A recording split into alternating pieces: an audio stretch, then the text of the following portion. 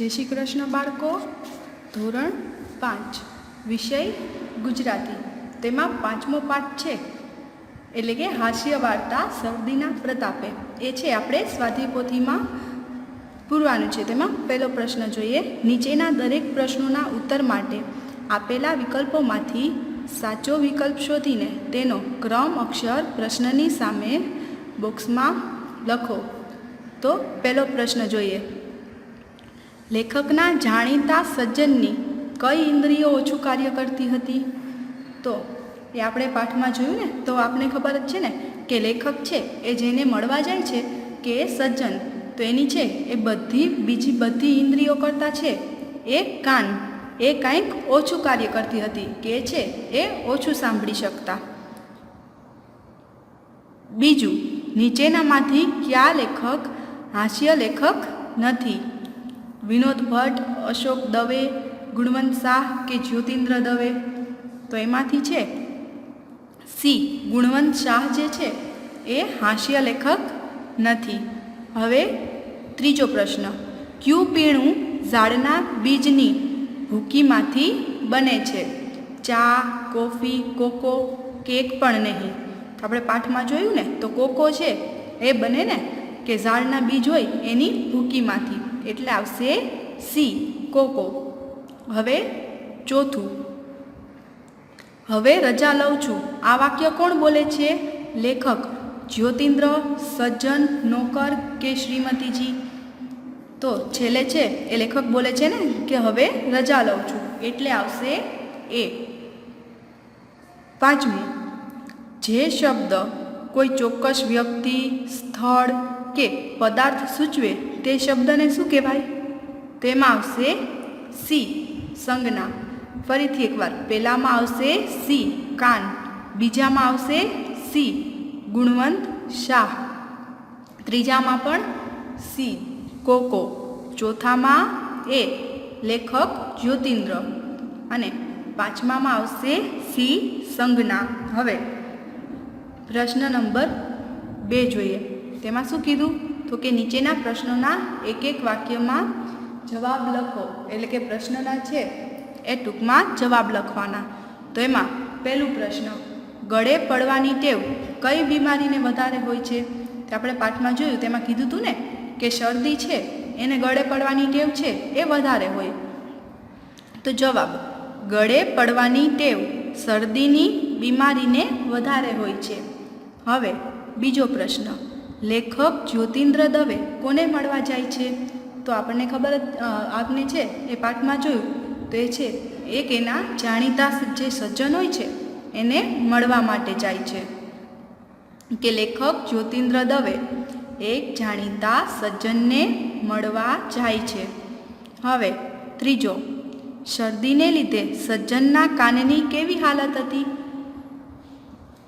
के छे ए लेखकने खबर तो हती के एना जे छे ए सज्जनना कान ए थोड़ा छे ए अशक्त हता, पण शरदीना कारणे छे ए वधारे अशक्त बन्या हता।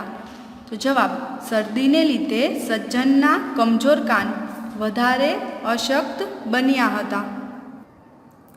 चौथो प्रश्न। लेखके कोकोनी वात वखते डोकું શા માટે હલાવ્યું? तो आपणे छे ए पाठमां जोयुं के ओला जे सज्जन छे ए सरखुं सांभળી न शकता, एटले ज्यारे छे ए लेखक चा माटे अने कॉफी माटे हा पाड़े छे के कॉफी माटे छे ए पीसे एवो जवाब दे छे, तो त्यारे छे ए ओला सज्जन बीजुं कंईक समझे छे अने एने छे ए पछी चा के कॉफी ए मळती नथी, एटले लेखक छे ए नक्की करे छे के हवे छे ए कंई बोलवुं नथी पण छे ए डोकું हलावी अने हा पाडवी। तो जवाब, लेखके कोकोनी वात वखते डोकું हलाव्યું, कारण के जो पोते मोढेथी बोलशे तो चा अने कॉफीनी जेम कोकोय गुमावशे। पांचमो प्रश्न। शरदीने कोना माटे पक्षपात छे? तो जवाब, शरदीने लेखकना कंठ माटे पक्षपात छे। छठो प्रश्न। लेखक ज्योतिन्द्र दवेने सज्जन विशेनी कई वातनी खबर न हती? के ए लेखक छे एने खबर न हती के ओला सज्जननी छे એ બીજી બધી ઇન્દ્રિયો કરતાં કાન છે એ થોડુંક ઓછું કાર્ય કરતી, કે લેખકને છે ખબર નહોતી, એને તો એમ જ હતું કે છે એ સરખું સાંભળી અને જોઈ શકે, પણ ખરેખર છે એ ઓલા સજ્જન એ સરખું સાંભળી ન શકતા. જવાબ: લેખકને એ વાતની ખબર ન હતી કે પેલા સજ્જનની બીજી ઇન્દ્રિયો કરતાં કાન કંઈ ઓછું કાર્ય કરે છે. હવે પ્રશ્ન 3. નીચેના પ્રશ્નોના ઉત્તર 2-3 વાક્યમાં લખો. તેમાં પહેલો પ્રશ્ન: સજ્જનને સમજવામાં કંઈક ભૂલ કરી છે તેવું લેખકને ક્યારે લાગ્યું? કે જ્યારે છે એ લેખક એ સજ્જનના ઘરે જઈ અને એને પૂછે છે ને કે લેખક છે એ મળવા જાય છે, તો ત્યારે સજ્જન છે લેખકને પૂછે છે ને કે કેમ તમારી તબિયત તો સારી છે ને? તો લેખક છે એને જવાબ આપે છે કે તબિયત આમ તો સારી જ છે, પણ જરાક છે એ શરદી થઈ છે.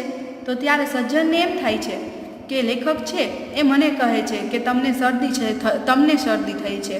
એટલે છે એ સજ્જન બોલે છે કે મને શરદી થઈ એવું તમને કોણે કીધું? તો છે એ લેખક આવો જવાબ સાંભળે એટલે છે એને એમ થાય છે કે આ સજ્જનને છે એ કંઈક સમજવામાં ભૂલ થઈ છે, કે એને તો ખબર નહોતી ને કે સજ્જન છે એ સરખું સાંભળી ન શકતા. જવાબ જોઈએ તો લેખક જ્યારે સજ્જનને મળે છે ત્યારે તેઓ લેખકને પૂછે છે કેમ તબિયત તો સારી છે ને?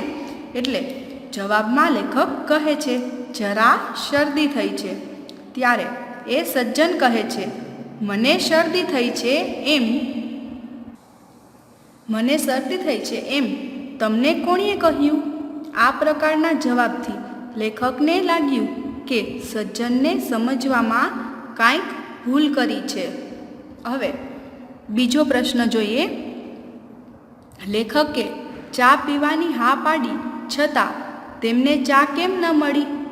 તો ત્યારે છે એ આપણે પાઠમાં જોયું કે લેખકને છે એ જ્યારે ચા માટે પૂછે છે તો ત્યારે છે લેખક એને જવાબ આપે કે બને ને ત્યાં સુધી છે એ હું ચાની ના નથી પાડતો, પણ એ સજ્જનને છે એને એવું સમજ્યા કે લેખક છે એ ચા નથી પીતા, એટલે છે એણે ચા પીવાની હા પાડી છતાં છે એને ચા ન મળી. તો જવાબ જોઈએ. પહેલાં સજ્જને લેખકને ચા માટે પૂછ્યું ત્યારે લેખકે કહ્યું કે બનતા સુધી ચાની હું ના નથી કહેતો, પરંતુ પેલા સજ્જનને સાંભળવામાં તકલીફ હોવાથી તેઓ એવું સમજ્યા કે લેખક ચા નથી પીતા.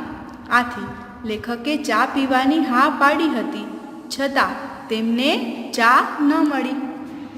હવે આગળ જોઈએ પ્રશ્ન નંબર 4. નીચે આપેલા શબ્દોમાંથી યોગ્ય જગ્યાએ કુ અથવા તો અ મૂકી વિરોધી અર્થવાળા શબ્દ બનાવો. ક્યાં છે એ વિરોધી શબ્દ લખવાના છે. તો એ છે એ જ્યાં વિરોધી થતું હોય તો અમુકની આગળ છે કુ અને અમુક શબ્દોની આગળ છે એ કુ લાગતું હોય, તો એ છે એ વ્યવસ્થિત વિચારી અને છે એ યોગ્ય અર્થવાળો એટલે કે સાચો વિરોધી શબ્દ છે એ લખવાનો છે. તો પહેલું શક્તિ, તો એમાં શું આવશે? અશક્તિ. બીજું વિચાર, તો એમાં શું આવશે? કુવિચાર. સત્ય, એનું વિરોધી અસત્ય. પાત્ર, એનું વિરોધી થશે કુપાત્ર. સંગ, એનો વિરોધી થશે કુસંગ. શક્ય, એનું વિરોધી શું થશે? તો કે અશક્ય. હવે આગળ જોઈએ પ્રશ્ન નંબર 5, જેમાં પ્રશ્નચિહ્ન અને ઉદ્ગાર ચિહ્ન આવતા હોય એવા બે વાક્ય લખો. ક્યાં છે એ તમારે બે વાક્ય લખવાના છે, કે 2 વાક્ય પ્રશ્નાર્થ ચિહ્નના અને પછી નીચે છે એ 2 વાક્ય ઉદ્ગાર ચિહ્નના.